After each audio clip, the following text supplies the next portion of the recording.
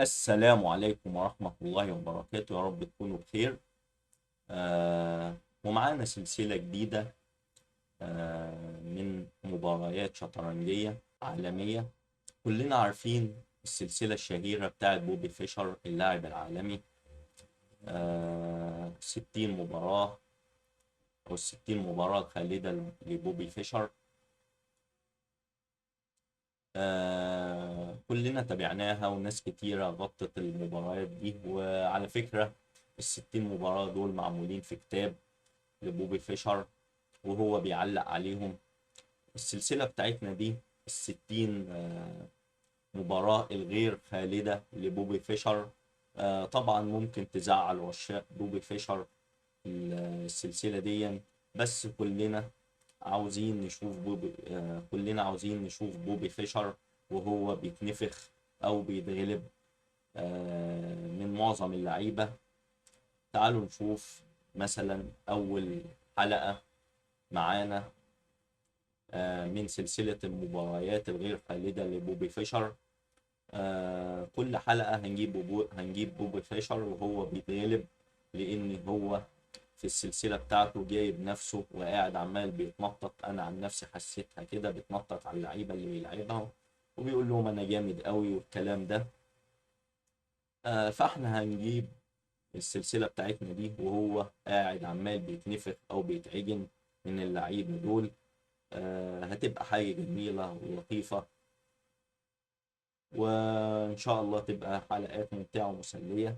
أول حلقة معانا مع تال ضد بوبي فيشر. تال بيلعب بالأبيض وبوبي فيشر بالأسود. المباراة دي سنة 1959، من أكتر من 80 سنة زيادة. آه تال يا جماعة من اللعيبة التقيلة اللي بيعشق التضحيات، sacrifice position. آه وعلى فكرة بوبي فيشر كان بيخاف منه ومن لعبه. يعني بوبي فيشر كان بيمسك معظم اللعيبة السوفييت بيعجنهم، كان بيقلق من تال. تعالوا نشوف تال هيبدأ بالأبيض، هيلعب إيه؟ دي 4، نايت اف 6، كوينز، الدفاع الهندي جي 6، على طول نايت سي 3، بيسيطر على الخانات البيضاء بالحصان.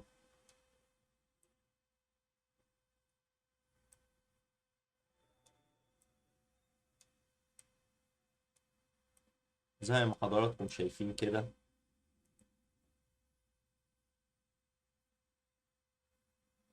وبيسيطر على المربع ده بزيادة. بيشوب جي 7، عاوز يبيت وبيكمل انتشاره بالفيل.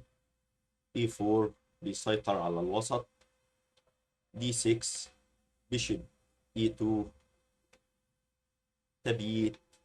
نايت اف 3، الابيض برضو عاوز يبيت.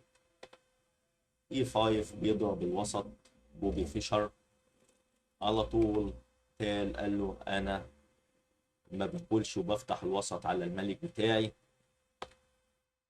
نايت بي دي 7، عاوز ممكن ينط هنا في اي لحظة وبيدعم الحصان بتاعه ده.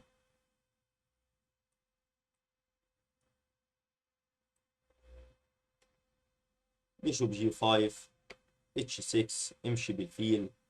بيشوب اتش 4، اي 6، ما تنطش بالحصان هنا.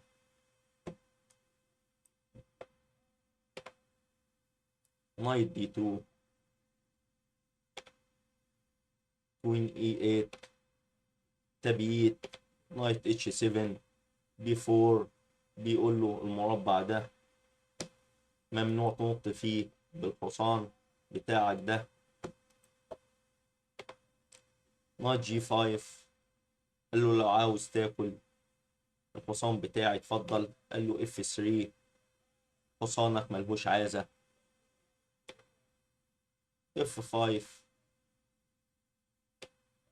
بيشوب اف 2، كوين اي 7، روك سي 1، جاي بيخلي القطعة بتاعته في مكان جيد. الرخ.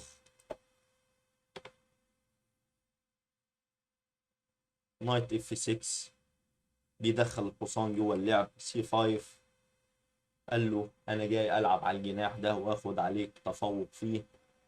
بيشوب دي 7، كوين سي 2، نايت اتش 5 بيحاول يبقى ليه تواجد على الجناح الملك وبيأمن ملكه وفي مكان جيد بالأحصنة بتاعته.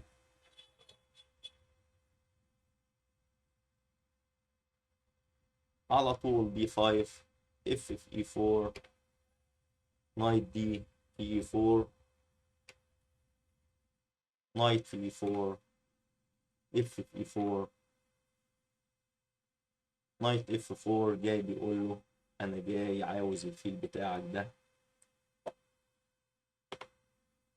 قال له محتاج الفيل خده، بس اديني النقلة الجميلة دي. سي 6 تاكل وتديني أفضلية على الجناح بالبيدق بتاعك، أو امشي بالفيل بتاعك ده. قال له طب هات كشمات هنا وخد الفيل ده.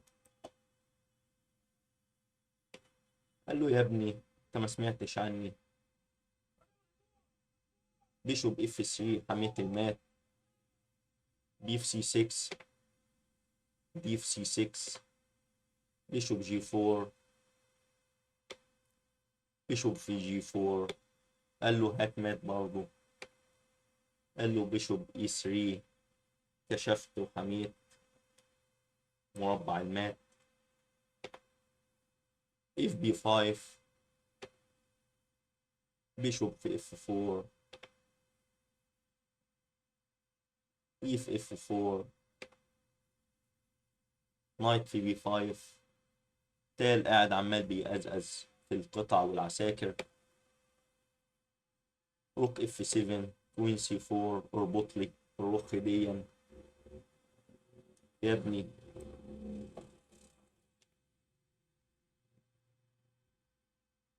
عمل البدأ بتاعه، كان مطلوب على حس الربط ده. روك اف روك اف 3، بيشوب اي 5، روك سي اف 1، كينج جي 7، اي 4. قال له انا عندي بيدق سالك عاوز ارقيه ومدعوم بالحصان. روك اي 8، مشي بالملك بتاعه في الاتش 1 بيأمن الملك. كوين جي 5، جي 3. دلوقتي قال له ما تقدرش تاكل البيدق كده، في ربط ثلاثي على المربع ده. ضرب نار.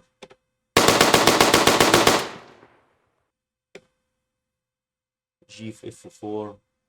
يعني زي ما انتوا شايفين كده، تال ماسك فيشر قاعد عمال ينفخ فيه ويعجنه ضرب. بيشوب في اف 4، نايت بي 4، كوين اتش 4. هات مات. قال له هات فيلك بس ده الاول.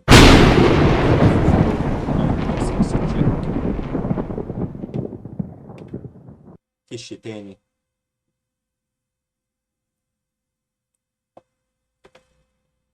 غطى بالطابية. قال له طيب هات بقى الطابية دي بالحصان بتاعي وانا لسه رابط الطابية بتاعتك دي. يعني يا جماعة شايفين تال ماسك فيشر مبهدله اخر بهدلة. ونقاله القطع بتاعته زي السمسم، زي الواحد زي ما يكون جايب شوية سمسم وقاعد بيسفهم كده. لعب زي المشمش زي ما بيقولوا. دي في اي 5، كوين دي 7. وبعدها بوبي فيشر استسلم وانسحب.